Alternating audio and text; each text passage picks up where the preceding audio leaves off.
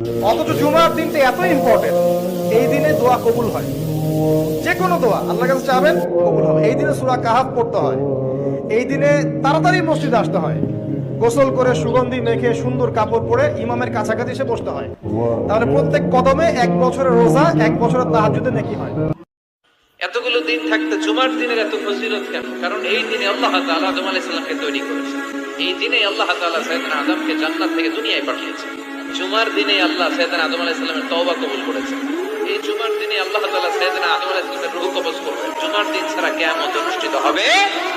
তাহলে জুমার দিনের আলাদা স্পেশালিটি আছে না নাই? জুমার এই দিনে এবং রাতে বেশি থেকে বেশি নবী সাল্লাল্লাহু আলাইহি ওয়াসাল্লামের উপর দরুদ শরীফ পাঠ করেন। পারা যাবে ইনশাআল্লাহ? সবচেয়ে শ্রেষ্ঠ দরুদ কোনটা? দরুদ ইব্রাহিম। পারা যায় ইনশাআল্লাহ? এটা না পড়েন, অ্যাটলিস্ট এতটুকু বলবেন, আল্লাহুম্মা সাল্লি ওয়া সাল্লিম আলা নবিয়িনা মুহাম্মদ। পারা যাবে? আমার সাথে বলেন, আল্লাহুম্মা সাল্লি ওয়া সাল্লিম আলা নবিয়িনা মুহাম্মদ। কমপক্ষে সকালে 10 বার, সন্ধ্যায় 10 বার নবী সাল্লাল্লাহু আলাইহি ওয়াসাল্লাম আপনার জন্য সুপারিশ করবেন ইনশাআল্লাহ তাআলা।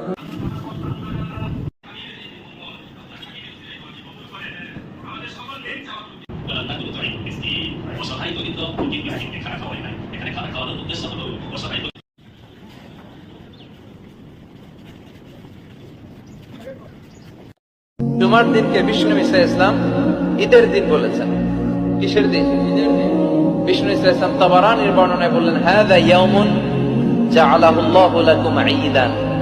এই জুমার দিনটা এমন দিন যে দিনটাকে আল্লাহ তাআলা তোমাদের জন্য ঈদের দিন বলে অ্যানাউন্স করেছেন।